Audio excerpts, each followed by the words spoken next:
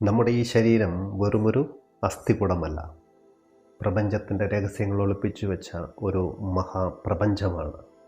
നിങ്ങളുടെ നട്ടെല്ലിനുള്ളിൽ പ്രകാശത്തിൻ്റെ ഒരു ചരടുണ്ടെന്ന് നിങ്ങൾക്കറിയാമോ? വിജ്ഞാൻ ഭൈരവതന്ത്രയിലെ 14ാമത്തെ വിദ്യ താമരനൂല് പോലെ നേർത്ത സുഷുമ്നാ നാഡിയിലേക്ക് നിങ്ങളുടെ ശ്രദ്ധയെ തിരിക്കുക എന്നതാണ്. നിങ്ങൾ വെളിച്ചമായി മാറുന്ന അത്ഭുതം ഇവിടെ തുടങ്ങുകയാണ്. ശരീരത്തെ ഉള്ളിൽ നിന്ന് കാണാൻ നിങ്ങൾ തയ്യാറാണോ? ഭയത്തെ മറികടന്ന് ആ വെള്ളിനൂലിനെ കണ്ടെത്തുന്ന പ്രായോഗിക രീതികൾ മുതൽ രതിയെ ധ്യാനമാക്കുന്ന തന്ത്ര രഹസ്യങ്ങൾ വരെ, സുഷ്മനയിലൂടെയുള്ള ഒരു പ്രകാശയാത്ര.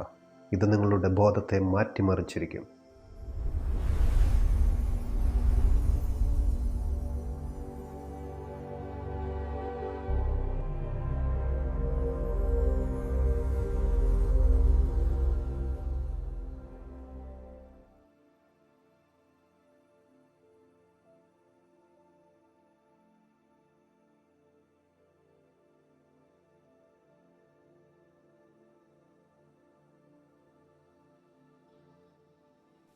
പ്രിയമുള്ളവരെ, സ്നേഹനമസ്കാരം. ഇന്നത്തെ ആത്മീയ യാത്രയിലേക്ക്, ചിന്തകളിലേക്ക് ഏവർക്കും സ്വാഗതം. കഴിഞ്ഞ വീഡിയോയിൽ നമ്മൾ 13ാമത്തെ വിദ്യയിലൂടെ നമ്മുടെ കേന്ദ്രത്തെ എങ്ങനെ കണ്ടെത്താം എന്നതിനെക്കുറിച്ച് പഠിച്ചു. 14ാമത്തെ ഈ വിദ്യയിൽ ശിവൻ നമ്മെ കൂട്ടിക്കൊണ്ടുപോകുന്നത് നമ്മുടെ ശരീരത്തിൻ്റെ ഏറ്റവും പ്രധാനപ്പെട്ട രഹസ്യത്തിലേക്കാണ്. അത് നമ്മുടെ നട്ടെല്ലിനുള്ളിലെ വെളിച്ചത്തിൻ്റെ പാതയിലേക്കാണ്. ശിവൻ പറയുന്നു, നിങ്ങളുടെ നട്ടെല്ലിൻ്റെ മധ്യത്തിലുള്ള താമരനൂല് പോലെ നേർത്തതായ സുഷുമ്നാ നാഡിയിലേക്ക് നിങ്ങളുടെ മുഴുവൻ ശ്രദ്ധയെയും കൊണ്ടുവരികയെന്ന്. അതുവഴി രൂപാന്തരപ്പെട്ടവനായി മാറൂ എന്ന്. ഇതിനെ നമുക്ക് ജീവിതത്തിൻ്റെ അച്ചുതണ്ടെന്ന് വിളിക്കാം. നമ്മുടെ നട്ടെല്ല് വെറുമൊരു അസ്ഥികൂടമാണെന്നാണ് ഒട്ടുമിക്ക ആളുകളും വിചാരിച്ചിരിക്കുന്നത്. എന്നാൽ തന്ത്ര പറയുന്നത് അതൊരു അച്ചുതണ്ടെന്നാണ്. ഒരു കുടയുടെ നടുവിലുള്ള ദണ്ഡ് പോലെ, അല്ലെങ്കിൽ ഒരു കെട്ടിടത്തിൻ്റെ പ്രധാന തൂണ് പോലെയാണ് നട്ടെല്ലുള്ളത്. നമ്മുടെ ശരീരത്തിലെ മുഴുവൻ അവയവങ്ങളും ഞരമ്പുകളും ഈ നട്ടെല്ലുമായാണ് ബന്ധിപ്പിക്കപ്പെട്ടിരിക്കുന്നത്. ഭൂമിക്കൊരു അച്ചുതണ്ടുള്ളതുപോലെ മനുഷ്യ ശരീരത്തിൻ്റെ അച്ചുതണ്ടെന്നത് നമ്മുടെ നട്ടെല്ലാണെന്ന് നമുക്കെല്ലാവർക്കും അറിയാം. ഈ നട്ടെല്ലിലൂടെയാണ് പ്രപഞ്ചത്തിലെ ഊർജം നമ്മളിലേക്ക് ഒഴുകി വരുന്നത്. അതുകൊണ്ട് തന്നെ ഇതിനെ വെറുമൊരു അസ്ഥിയായി മാത്രം കാണാതെ നമ്മെ പ്രപഞ്ചവുമായി ബന്ധിപ്പിക്കുന്ന ഒരു കണ്ണിയായി കാണാൻ നമ്മൾ ശ്രമിക്കണം. ഇന്ന് ശാസ്ത്രം പറയുന്ന ഒരു വലിയ സത്യത്തെ ഈ വിദ്യയിലൂടെ ശിവൻ പണ്ട് തന്നെ വെളിപ്പെടുത്തിയിട്ടുള്ളതാണ്. നമ്മുടെ തലച്ചോറെന്നത് നട്ടെല്ലിൻ്റെ തന്നെ ഒരു വളർച്ചയാണ്. ഒരു ചെടിയുടെ തണ്ടിൽ നിന്ന് വിരിയുന്ന പൂ പോലെയാണ് നട്ടെല്ലിൽ നിന്ന് വിരിഞ്ഞ നമ്മുടെ തലച്ചോറെന്നത്. നമ്മുടെ ബുദ്ധിശക്തിയും ചിന്തകളുമെല്ലാം നിലനിൽക്കുന്നത് നമ്മുടെ നട്ടെല്ലിൽ നിന്നുള്ള ഈ ഊർജ പ്രവാഹത്തിലാണ്. നട്ടെല്ല് ആരോഗ്യത്തോടെയും നേരെയും ഇരുന്നാൽ മാത്രമേ നമ്മുടെ ബുദ്ധിയും ബോധവും തെളിയുകയുള്ളൂ. അതുകൊണ്ടാണ് എല്ലാ ധ്യാനമുറകളിലും നട്ടെല്ല് നിവർത്തിയിരിക്കുക എന്ന് പ്രത്യേകം പറയുന്നത്. പ്രിയമുള്ളവരെ, ഇന്നുവരെ നമ്മൾ നമ്മുടെ ശരീരത്തെ എങ്ങനെയാണ് കണ്ടിട്ടുള്ളത്? ഒരു കണ്ണാടിയിൽ നോക്കുമ്പോൾ കാണുന്ന രൂപം, അല്ലെങ്കിൽ മറ്റൊരാൾ നമ്മളെ നോക്കുമ്പോൾ കാണുന്ന ആ പുറംചട്ട, ഇതിനെയാണ് പുറമേ നിന്നുള്ള നോട്ടം എന്ന് പറയുന്നത്, അല്ലേ? തന്ത്ര ഇവിടെ ചോദിക്കുന്നത്, നിങ്ങൾ എപ്പോഴെങ്കിലും നിങ്ങളുടെ ശരീരത്തെ ഉള്ളിൽ നിന്ന് കണ്ടിട്ടുണ്ടോ എന്നാണ്. ഒരു വീടിൻ്റെ പുറംചുമർ മാത്രം കണ്ടാൽ ആ വീടിനെക്കുറിച്ച് നമുക്ക് ഒന്നും അറിയാൻ കഴിയില്ല. മറിച്ച് വീടിനുള്ളിൽ കയറി നോക്കുമ്പോൾ മാത്രമേ അവിടെ എന്തൊക്കെയാണുള്ളതെന്ന് നമുക്ക് മനസ്സിലാകൂ. സത്യത്തിൽ നമ്മളും നമ്മുടെ ശരീരത്തിൻ്റെ പുറംചുമരുകൾ മാത്രമല്ലേ കണ്ടിട്ടുള്ളൂ. അതായത് തൊക്കുകൊണ്ട് പൊതിഞ്ഞ ഈ രൂപം മാത്രം. പ്രിയമുള്ളവരെ, നിങ്ങളുടെ ബോധം ബോധപൂർവം തന്നെ നിങ്ങൾക്കുള്ളിലേക്ക് തിരിക്കണം. കണ്ണടച്ച് നിങ്ങളുടെ നട്ടെല്ലിനെ ഉള്ളിൽ നിന്ന് കാണാൻ നിങ്ങളൊന്ന് ശ്രമിക്കണം. പുറത്തെ കാഴ്ചകൾ മായുമ്പോൾ മാത്രമേ ഉള്ളിലെ അത്ഭുതങ്ങൾ നമുക്ക് മുൻപിൽ വെളിപ്പെടുകയുള്ളൂ.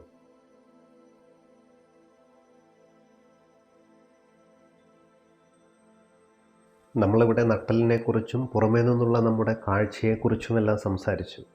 ഒരുപക്ഷെ നിങ്ങളുടെ ഉള്ളിൽ ഒരു ചോദ്യം ഉയർന്നു വരാം. നമ്മൾ എന്തുകൊണ്ടാണ് ഇത്രയും കാലം നമ്മുടെ ശരീരത്തെ ഉള്ളിൽ നിന്ന് നോക്കാതിരുന്നതെന്ന്? ഇതിനുള്ള ഉത്തരം ലളിതമാണ്. നമ്മുടെ ഉള്ളിലേക്ക് നോക്കാൻ നമുക്ക് ഭയമായതുകൊണ്ടാണ്. നമ്മളെല്ലാവരും നമ്മുടെ സൗന്ദര്യത്തെയും രൂപത്തെയും സ്നേഹിക്കുന്നവരാണ്. എന്നാൽ കണ്ണടച്ച് നമ്മുടെ ഉള്ളിലേക്ക് നോക്കിയാൽ നമ്മൾ കാണുന്നത് എന്തായിരിക്കും? എല്ലുകൾ, മാംസം, രക്തം, ഞരമ്പുകൾ, അങ്ങനെ അങ്ങനെ അങ്ങനെ അല്ലേ? ഇത് കാണുന്നത് പലർക്കും അസ്വസ്ഥതയുണ്ടാക്കുന്ന ഒരു കാര്യവുമാണ്. ഇതുകൊണ്ടാണ് നമ്മൾ നമ്മുടെ ബോധത്തെ എപ്പോഴും പുറത്തേക്ക് മാത്രം തിരിച്ചു വച്ചിരിക്കുന്നത്.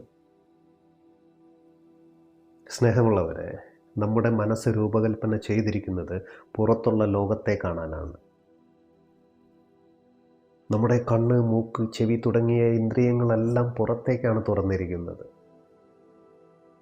നമ്മളൊരു കണ്ണാടിയിൽ നോക്കുമ്പോൾ നമ്മൾ കാണുന്നത് നമ്മുടെ ചർമ്മത്തിൻ്റെ നിറവും മുടിയുടെ ഭംഗിയും നമ്മുടെ വസ്ത്രധാരണവുമൊക്കെയാണ്. ഇത് നമുക്ക് ഒത്തിരി സന്തോഷം നൽകുന്നുണ്ട്. എന്നാൽ ആ ചർമ്മത്തിന് തൊട്ട് താഴെ എന്താണുള്ളതെന്ന് ആലോചിക്കുമ്പോൾ നമ്മൾ അസ്വസ്ഥരാകും. രക്തം, കുടൽമാലകൾ, അസ്ഥികൾ ഇവയെല്ലാം കാണുന്നത് തന്നെ അറപ്പും വെറുപ്പും ഭയവുമാണ്. പക്ഷേ തന്ത്ര പറയുന്നത് ഈ ഭയത്തെ നിങ്ങൾ മറികടക്കണമെന്നാണ്. ഈ ഭയത്തെ മറികടന്നാൽ മാത്രമേ നമുക്ക് യഥാർത്ഥ ആത്മബോധത്തിലേക്ക് എത്തുവാൻ കഴിയുകയുള്ളൂ. പലരും വിചാരിക്കും ആത്മീയത എന്നാൽ ശരീരത്തെ വെറുക്കലാണെന്ന്. എന്നാൽ ശിവൻ പഠിപ്പിക്കുന്നത് നേരെ തിരിച്ചാണ്. നിങ്ങളൊരു ഭൗതികവാദിയാണെങ്കിൽ പോലും ഈ വിദ്യ നിങ്ങൾക്ക് ചെയ്യാൻ കഴിയുന്നതാണ്.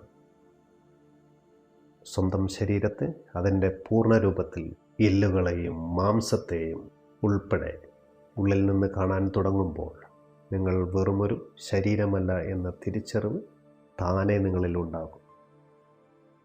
പ്രിയമുള്ളവരെ, നമ്മുടെ ഈ ശരീരത്തെ അറിഞ്ഞു കഴിഞ്ഞാൽ മാത്രമേ ശരീരത്തിന് അപ്പുറത്തുള്ളതിനെ നമുക്ക് അറിയാൻ കഴിയുകയുള്ളൂ. അതുകൊണ്ട് ഒരു ചെറിയ എല്ലിൻ കഷ്ണമോ തലയോട്ടിയോ കണ്ട് പേടിക്കുന്നവർക്ക് ഒരിക്കലും വലിയ ആത്മീയ രഹസ്യങ്ങൾ കണ്ടെത്താൻ കഴിയില്ല. ഇന്നത്തെ ശാസ്ത്രം സ്കാനിങ്ങിലൂടെയും എക്സ്റേയിലൂടെയും കാണുന്ന കാര്യങ്ങൾ ആയിരക്കണക്കിന് വർഷങ്ങൾക്ക് മുൻപ് നമ്മുടെ യോഗികൾ കൃത്യമായി പറഞ്ഞിട്ടുണ്ട്. അവർക്കെല്ലാം എങ്ങനെയാണ് ഇതറിയാൻ കഴിഞ്ഞിട്ടുണ്ടാകുക? അവർ മൃതദേഹങ്ങൾ കീറിമുറിച്ച് പഠിച്ചിട്ടാണ് ഇതറിഞ്ഞത്? ഒരിക്കലുമല്ല. മറിച്ച് ധ്യാനത്തിലൂടെ സ്വന്തം ശരീരത്തെ ഉള്ളിൽ നിന്ന് സ്കാൻ ചെയ്തുകൊണ്ടാണ് ഇതെല്ലാം അവർ അറിഞ്ഞിരിക്കുന്നത്. നമ്മുടെ ഉള്ളിലേക്ക് നോക്കുവാനുള്ള ഒരു ആന്തരിക നേത്രം നമുക്കുണ്ട്. അതുപയോഗിക്കാൻ പഠിച്ചാൽ നമ്മുടെ ശരീരത്തിലെ ഓരോ നാഡിയെയും ഓരോ കോശത്തെയും നമുക്ക് നേരിട്ട് കാണുവാൻ കഴിയും. ഈ ആന്തരിക കാഴ്ചയാണ് എല്ലാ അറിവുകളുടെയും ഉറവിടം. ഈ വിദ്യ പരിശീലിക്കുന്ന ഒരാൾക്ക് തൻ്റെ ശരീരത്തിൽ എവിടെയാണ് ഒരു തടസ്സം അല്ലെങ്കിൽ രോഗമുള്ളതെന്ന് പോലും സ്വന്തമായി തിരിച്ചറിയാൻ സാധിക്കുമെന്ന് തന്ത്ര പറയുന്നു. ശാസ്ത്രത്തിന് അപ്പുറത്തുള്ള ഒരു ശാസ്ത്രമാണിത്.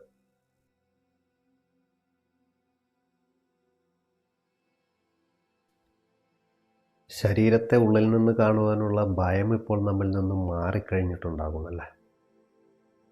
ഇനി നമ്മൾ പ്രവേശിക്കുന്നത് ഈ വിദ്യയുടെ ഏറ്റവും സൂക്ഷ്മമായ തലത്തിലേക്കാണ്. അതായത് നമ്മുടെ നട്ടെല്ലിൻ്റെ മധ്യഭാഗത്ത് ഭൗതികമായ കാഴ്ചകൾക്കപ്പുറത്ത് ഒരു പ്രകാശത്തിൻ്റെ ചരടുണ്ട്. അതിനെയാണ് നമ്മൾ ഇവിടെ തിരയുന്നത്. നമ്മുടെ നട്ടെല്ലൊരു മുളന്തണ്ട് പോലെയാണെങ്കിൽ അതിനുള്ളിലെ ശൂന്യമായ ഇടത്തിലൂടെ പ്രവഹിക്കുന്ന പ്രകാശമാണ് സുഷുമ്ന. ഇതിനെ ശിവൻ താമരനൂൽ എന്നാണ് വിശേഷിപ്പിക്കുന്നത്. എന്തുകൊണ്ടാണ് താമരനൂൽ എന്ന് വിശേഷിപ്പിച്ചിട്ടുണ്ടാവുക? ഒരു താമരത്തണ്ട് പൊട്ടിച്ചു നോക്കിയാൽ അതിനുള്ളിൽ അതീവ നേർത്തതും വെളുത്തതുമായ ധാരാളം നൂലുകൾ കാണാം. അതുപോലെ സൂക്ഷ്മമാണ് ഈ നാഡിയുമെന്നാണ് ശിവൻ പറയുന്നത്. ഇത് രക്തമൊഴുകുന്ന ഒരു ഞരമ്പല്ല, മറിച്ച് ബോധമൊഴുകുന്ന പാതയാണ്. ഇതിലൂടെയാണ് നമ്മുടെ ആത്മാവും ശരീരവുമായി ബന്ധിക്കപ്പെട്ടിരിക്കുന്നത്. ഈ ചരടിലൂടെയാണ് നമ്മൾ ദൃശ്യപ്രപഞ്ചവുമായും അദൃശ്യപ്രപഞ്ചവുമായും ഒരേ സമയം ബന്ധപ്പെട്ടിരിക്കുന്നത്. ഈ വിദ്യ അഭ്യസിക്കാൻ ചില രീതികൾ നമ്മൾ പിന്തുടരേണ്ടതുണ്ട്. അതിനായി ഒരു അനാട്ടമി പുസ്തകത്തിലോ ചിത്രത്തിലോ നോക്കി നട്ടെല്ലിൻ്റെ ഘടനയെക്കുറിച്ച് നന്നായി നമ്മൾ പഠിച്ചിരിക്കണം. തലച്ചോറിൻ്റെ താഴ്ഭാഗം മുതൽ നട്ടെല്ലിൻ്റെ അറ്റം വരെ അത് എങ്ങനെ ഇരിക്കുന്നുവെന്ന് നമ്മൾ മനസ്സിലാക്കണം. ഇത് നമ്മുടെ ഭാവനയെ സഹായിക്കും. രണ്ടാമത്തെ ഘട്ടം എന്നത് നട്ടെല്ലൊട്ടും വളയാതെ നേരെ നിവർന്നിരിക്കുക എന്നതാണ്. നട്ടെല്ല് വളഞ്ഞാൽ ഈ നേർത്ത നൂലിനെ കണ്ടെത്താൻ നമുക്ക് കഴിയില്ല. ഒരു വൈദ്യുതി കമ്പി മുറിഞ്ഞാൽ വൈദ്യുത പ്രവാഹം തടസ്സപ്പെടുത്തുന്നത് പോലെയാണിത്. മൂന്നാമത്തെ ഘട്ടം കണ്ണുകൾ അടയ്ക്കുക എന്നതാണ്. ശേഷം നമ്മൾ പുറത്ത് കണ്ട നട്ടെല്ലിൻ്റെ ചിത്രത്തെ ഇപ്പോൾ നിങ്ങളുടെ ശരീരത്തിൽ നട്ടെല്ലിൻ്റെ സ്ഥാനത്ത് സങ്കല്പിക്കണം. ശേഷം നിങ്ങളുടെ ബോധത്തെ നട്ടെല്ലിൻ്റെ അടിഭാഗത്ത് ഉറപ്പിക്കണം. നാലാമത്തെ ഘട്ടം നട്ടെല്ലിൻ്റെ കൃത്യമധ്യത്തിലൂടെ താമരനൂല് പോലെ നേർത്ത വെളുത്ത നിറത്തിലുള്ള ഒരു പ്രകാശരശ്മി മുകളിലേക്ക് തലച്ചോറിലേക്ക് പോകുന്നത് ഭാവനയിൽ കാണാൻ ശ്രമിക്കണം. തുടക്കത്തിൽ ഇത് വെറും ഭാവനയായി മാത്രമേ നമുക്ക് തോന്നൂ, ഒരു ചിത്രം സങ്കല്പിക്കുന്നത് പോലെ മാത്രം. എന്നാൽ നിങ്ങൾ ദിവസവും ഇത് ശീലിക്കുമ്പോൾ ഒരു അത്ഭുതം അവിടെ സംഭവിക്കും. ആ ഭാവന മാറിപ്പോകുകയും നിങ്ങൾ യഥാർത്ഥത്തിൽ നട്ടെല്ലിനെയും അതിലെ പ്രകാശത്തെയും കാണാൻ തുടങ്ങുകയും ചെയ്യും. ഇവിടെ പുറത്തെ ചിത്രങ്ങൾ മാഞ്ഞു പോകുകയും നിങ്ങളുടെ ശരീരത്തിൻ്റെ ആന്തരിക ഘടന ഒരു എക്സ്റേയിൽ എന്ന പോലെ തെളിഞ്ഞു വരികയും ചെയ്യുന്ന നിമിഷമാണ് നിങ്ങൾ ശരീരത്തെ ഉള്ളിൽ നിന്ന് കണ്ടു എന്ന് പറയാൻ സാധിക്കുകയുള്ളൂ. നിങ്ങളിതൊന്ന് പരീക്ഷിക്കുകയും ആ അനുഭവത്തെ കമൻറ്റ് ബോക്സിൽ ദയവായി രേഖപ്പെടുത്തുകയും ചെയ്യണം.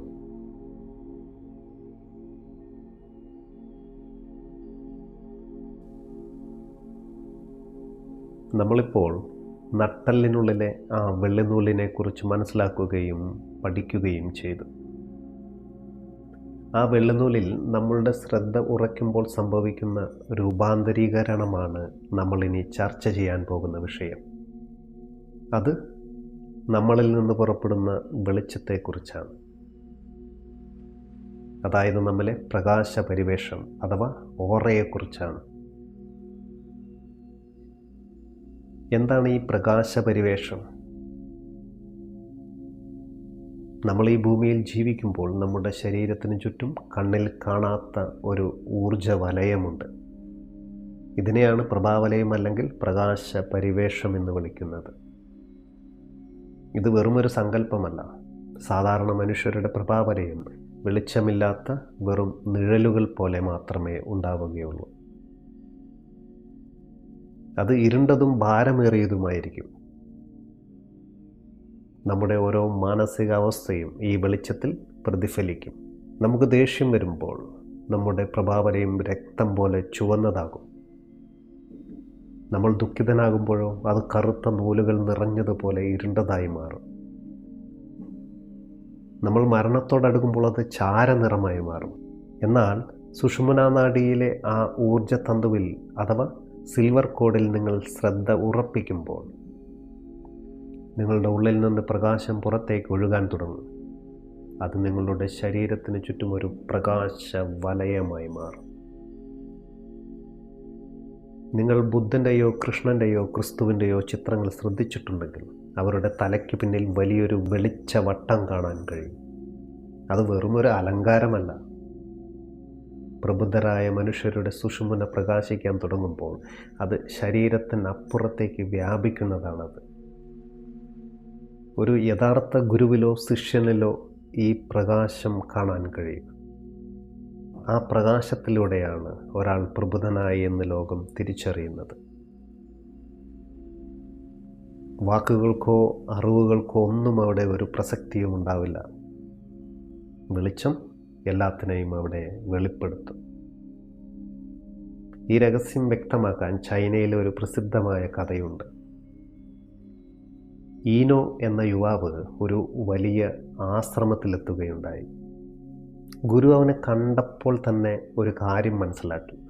അവൻ്റെ പ്രകാശപരിവേഷം വളർന്നുകൊണ്ടിരിക്കുകയാണെന്ന്. ഗുരു അവനോട് പറഞ്ഞു, നിനക്ക് ധ്യാനമോ പഠനമോ വേണ്ട, നീ ആശ്രമത്തിൻ്റെ അടുക്കളയിൽ പോയി അരി വൃത്തിയാക്കുക എന്ന്. 12 വർഷം ഈനോ ഒരു വാക്കുപോലും സംസാരിക്കാതെ, ഒരു ഗ്രന്ഥവും വായിക്കാതെ അവിടെ അടുക്കളപ്പണി ചെയ്തു. മറ്റെല്ലാ സന്യാസിമാരും വലിയ പണ്ഡിതന്മാരും ധ്യാനികളും ചമഞ്ഞ് നടക്കുമ്പോൾ ഈനോ വെറും ഒരു ജോലിക്കാരനായി മാത്രം അവിടെ ജീവിച്ചു. ഗുരുവിൻ്റെ മരണമടുത്തപ്പോൾ അദ്ദേഹത്തിൻ്റെ പിൻഗാമിയെ കണ്ടെത്താൻ ഒരു പരീക്ഷ അദ്ദേഹം വെച്ചു. ആത്മീയമായ അറിവ് അഥവാ പ്രബുദ്ധത എന്നത് എന്താണെന്ന് 4 വരികളിലുള്ള ഒരു കവിതയിലൂടെ പ്രകടിപ്പിക്കുക എന്നതായിരുന്നു വിഷയം. വലിയ പണ്ഡിതന്മാർ മനസ്സും കണ്ണാടിയും പൊടിയുമൊക്കെ വെച്ച് ധാരാളം കവിതകൾ എഴുതി. എന്നാൽ ഈനോയുടെ വരികൾ ഇങ്ങനെയായിരുന്നു: അവിടെ ഒരു മനസ്സുമില്ല, അവിടെ ഒരു കണ്ണാടിയുമില്ല, പിന്നെ എവിടെയാണ് പൊടി പറ്റുകയെന്ന്.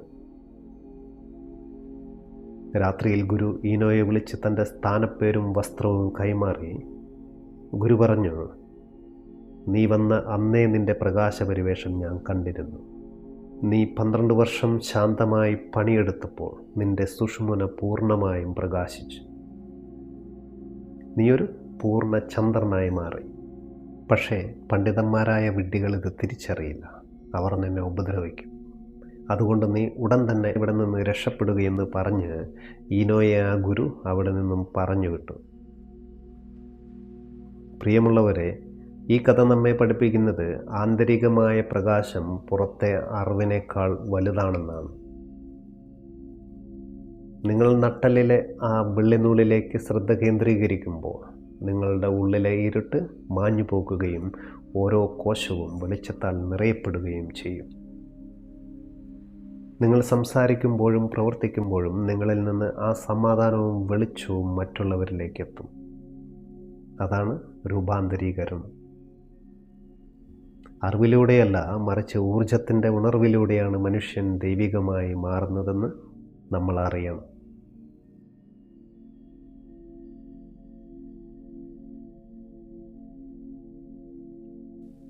വിജ്ഞാൻ ഭൈരവതന്ത്രയിലെ 14ാമത്തെ വിദ്യയിലൂടെയാണ് നാം ഇപ്പോൾ യാത്ര ചെയ്തുകൊണ്ടിരിക്കുന്നത്.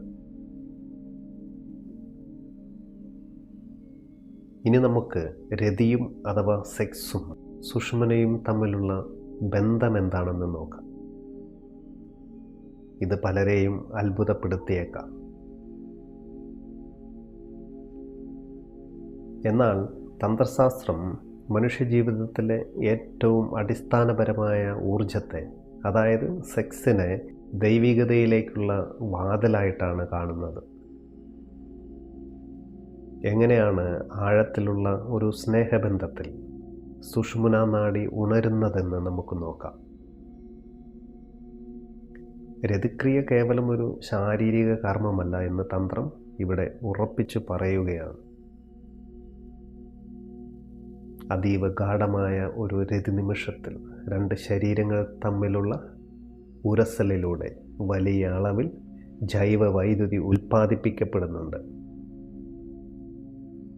ഗാഢമായ ആലിംഗനത്തിലും പ്രണയത്തിലും ഈ ഊർജം നട്ടെല്ലിന് ചുറ്റുമായി കേന്ദ്രീകരിക്കപ്പെടും. ആ സമയത്ത് നട്ടെല്ല് വൈദ്യുതിയെ വിസർജിക്കാൻ തുടങ്ങും.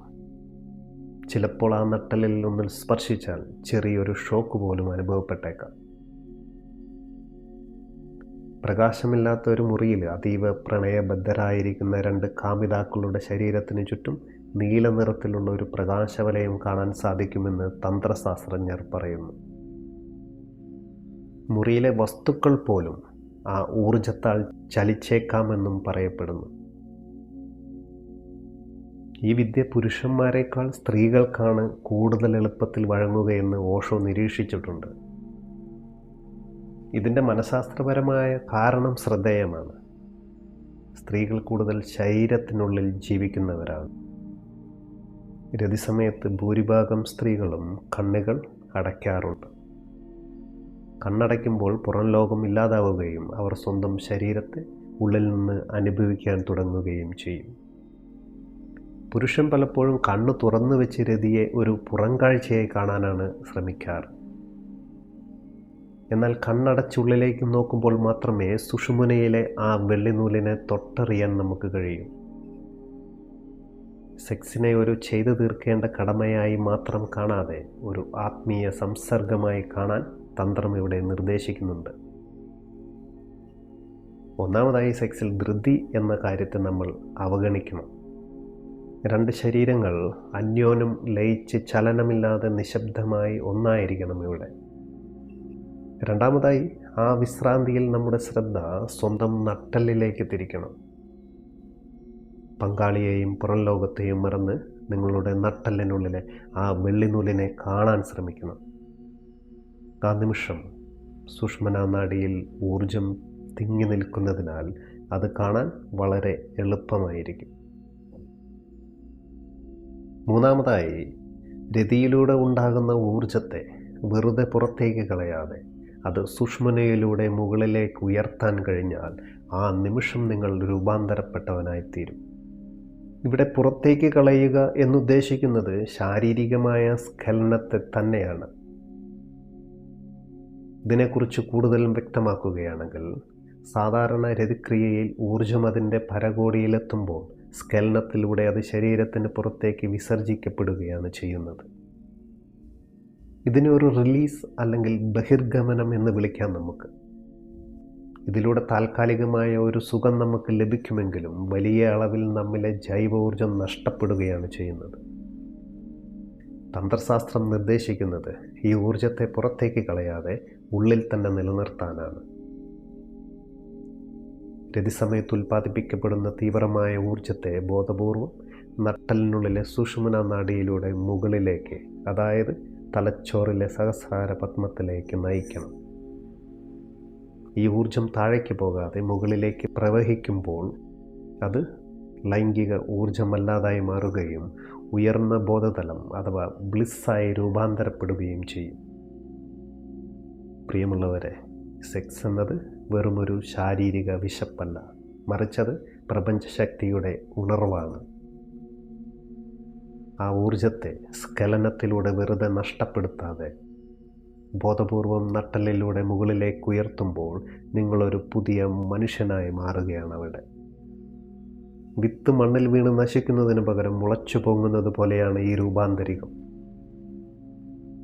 ഇത് കേവലം ഒരു ശാരീരിക സുഖം മാത്രമല്ല, മറിച്ച് ആത്മീയമായ പരമാനന്ദമാണ്. ഇപ്പോൾ പലരുടെയും മനസ്സിലൂടെ പല ചോദ്യങ്ങളും ഓടുന്നുണ്ടാകാം. അതിൽ ചിലത് നമുക്ക് പരിശോധിക്കാം. ഈ സെക്സും ആത്മീയതയും രണ്ടും രണ്ട് ധ്രുവങ്ങളിലല്ലേ എന്ന് ചോദിച്ചാൽ ഒരിക്കലുമല്ല എന്നാണ് മറുപടി. നമുക്കറിയാം, സെക്സിലൂടെയാണ് ഒരു ജീവൻ ഉണ്ടാകുന്നത്. ആ ജീവൻ്റെ ഉറവിടം സുഷുമ്നയിലുമാണ്. രതിയിലുണ്ടാകുന്ന ഊർജത്തെ ബോധപൂർവം ഉപയോഗിക്കുമ്പോൾ അത് ധ്യാനമായി മാറുകയാണ് ഇവിടെ. അതുപോലെ ഇത് എല്ലാവർക്കും സാധ്യമാണോ എന്ന് ചോദിച്ചാൽ, സ്നേഹവും വിശ്രാന്തിയും ഉണ്ടെങ്കിൽ ആർക്കും ഇത് സാധ്യമാണ്. പങ്കാളിയോടുള്ള ആഴത്തിലുള്ള ആത്മീയ ബന്ധമാണ് ഇതിൻ്റെ ഏറ്റവും വലിയ അടിസ്ഥാനം.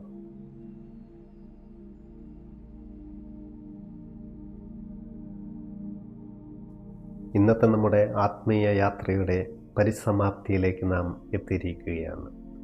നമ്മൾ നട്ടെല്ലിനെ അറിഞ്ഞു, സുഷുമ്നയിലെ വെള്ളിനൂലിനെ തൊട്ടു, പ്രകാശ പരിവേഷത്തെ തിരിച്ചറിഞ്ഞു. ഇനി അവസാനമായി സംഭവിക്കേണ്ടത് രൂപാന്തരീകരണമാണ്. നമ്മൾ വെളിച്ചമായി മാറുന്ന ആ നിമിഷം. തുടക്കത്തിൽ നിങ്ങൾ നട്ടെല്ലിലെ ആ വെള്ളിനൂലിനെ കാണാൻ ശ്രമിക്കുന്നതൊരു ഭാവനയായിട്ടായിരിക്കും. എന്നാൽ ധ്യാനമാഴത്തിലാകുമ്പോൾ ഒരു നിമിഷം ആ ഭാവന ഇല്ലാതാകുകയും സത്യം വെളിപ്പെടുകയും ചെയ്യും. ഒരു ഇരുട്ടുമുറിയിൽ പെട്ടെന്നൊരു വിളക്ക് തെളിയുന്നത് പോലെ നമ്മുടെ ഉള്ളിൽ വെളിച്ചത്തിൻ്റെ ഒരു സ്ഫോടനം സംഭവിക്കും.